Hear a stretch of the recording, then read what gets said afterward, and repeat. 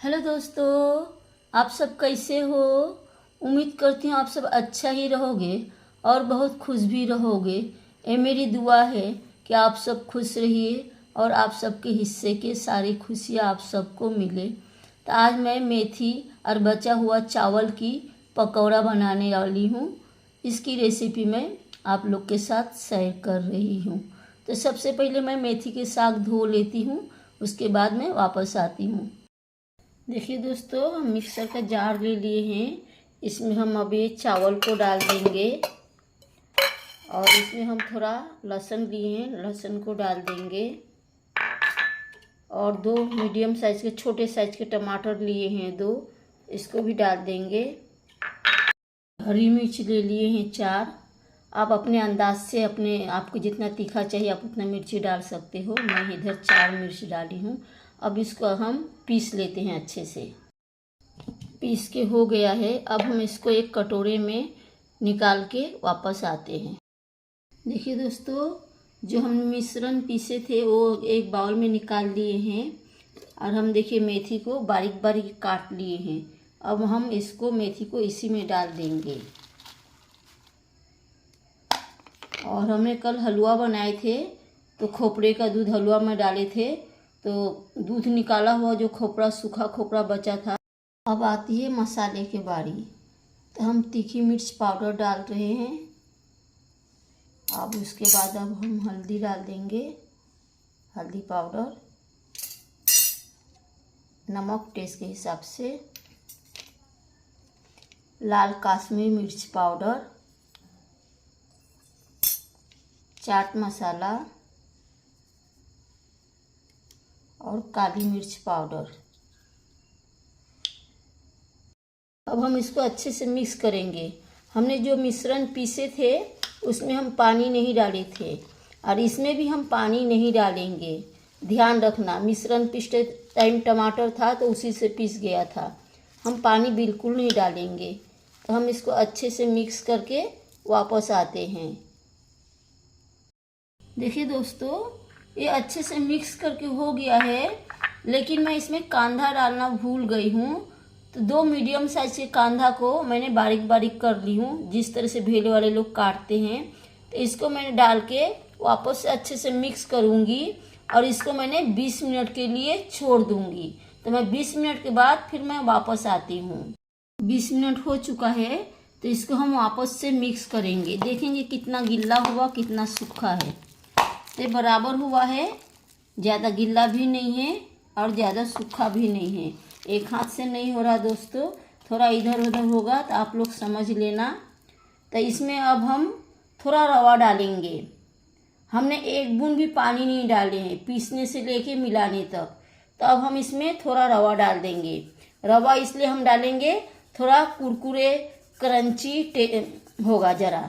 तो अब हम इसको दोनों हाथ से मिक्स करके वापस आ रहे हैं। एक हाथ से पकड़ेंगे, एक हाथ से मिक्स करेंगे। देखिए दोस्तों, अच्छे से रवा मिक्स कर दी हूँ। इधर एक कटोरे में मैं पानी ले ली हूँ। जब हम इसको फ्राई करेंगे हाथ में चिपकेगा, तब पानी में हाथ डुबा लेंगे। और रवा डालने के बाद मिक्स करने के बाद तुरंत फ्राई करना है, इसको रखना नहीं है। हम अगर देर तक रखेंगे तो रवा भीग जाएगा, तो फिर ये बराबर कुरकुरे नहीं होगा। तो चलिए अब हम गैस के पास चलते हैं। देखिए दोस्तों, ये सब दिख रहा है ना। तो मैंने एक पकौड़ा फ्राई करके देखी तेल गर्म हुआ है या नहीं।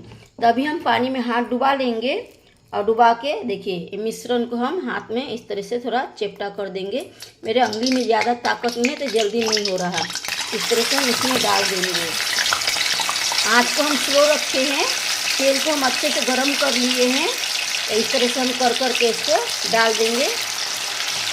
इस तरह से हम सब डाल के अभी वापस आएंगे। देखिए इस तरह से हम डाल देंगे। तो मैं डाल के और वापस आ। देखिए दोस्तों, ज़्यादा नहीं डाली हूँ, 5 डाली हूँ।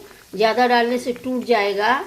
तो एक साइड हो गया है। तो अब हम इसको एक एक करके पलट देते हैं। इसको हम डबल डबल पलट के फ्राई करेंगे दोस्तों।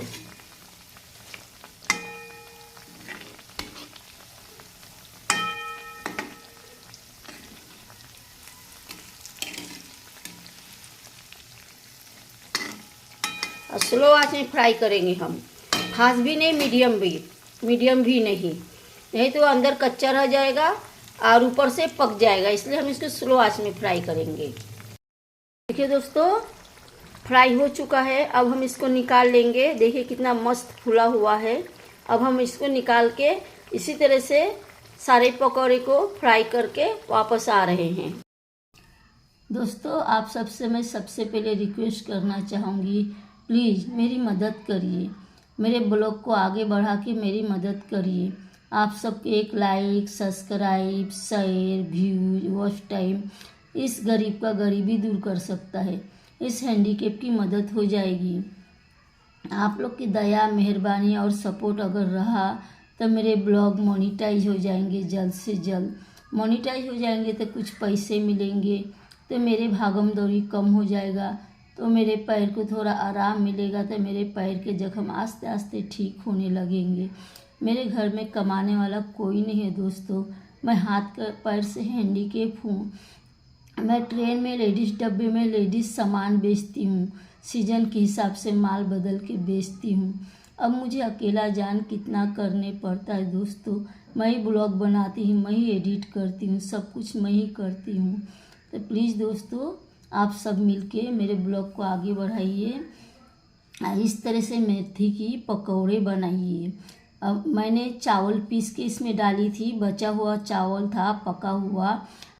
आपके पास पका हुआ चावल नहीं है तो आप कच्चा चावल को 3 से 4 घंटे भिगो दीजिए। भीगने के बाद वो आप चुटकी से मसलेंगे तो वो टूट जाएगा, पूरा टूट जाएगा, तो आपको पता चल जाएगा जो भीग गया है। फिर उसको आप कपड़े पे फैला दीजिए, कपड़े से उसके पानी को पोंछ दीजिए, हवा में छोड़ दीजिए। वो थोड़ा चावल के पानी जैसे ही सूख जाएगा वैसे ही आप मिक्सर में उस चावल को पीस लेना, बारीक बारीक करके पीस लेना। और अगर आपके पास चावल कम हो तो उसमें आप बेसन डाल सकते हो। और पकौड़ा बनाते टाइम अगर आप देख रहे हो कि पकौड़ा टूट जा रहा है तो आप समझना इसमें बाइंडिंग सही नहीं है, तो आप उसमें बेसन मिला देना। मेरे पास चावल कम हो गया था तो मैं जब पकौड़ा बना रही थी तो मेरे पकौड़े टूट जा रहे थे, तो 3-4 पकौड़े मेरे टूट गए। तो फिर इसमें मैंने थोड़ा बेसन डाल के फिर अच्छे से मिक्स की, फिर मैंने इस पकौड़े को बनाई। तो बाइंडिंग जब सही नहीं रहता है तो पकौड़ा टूट जाता है। अगर आप लोग के साथ भी कभी ऐसा होता है, पकौड़ा टूटने लगता है, तो आप सब समझ जाना कि चावल इसमें कम हो गया है, बाइंडिंग सही नहीं है। तो आप लोग बेसन डाल देना, डाल के एक बना के देख लेना। जब देखना कि नहीं वो सही बन रहा है तो बेसन डालना बंद कर देना। और जब देखना कि नहीं वापस से भी टूट रहा तो आप वापस से थोड़ा बेसन उसमें डाल सकते हो। मैं इसलिए ये सब आपको बता रही कि सही से बताऊंगी आप लोगों को, तो आप लोग सही से बना सकते हो। अगर मैं नहीं बताऊंगी तो आप लोग को पता नहीं चलेगा कि मैं कैसा बनाई। सिर्फ मेरी ब्लॉग बनाने की मतलब नहीं है, मैं बनाती हूँ तो मेरी चीज़ें मैं सही से बताती हूँ आप लोगों को, ताकि आप लोग सही से बना सको।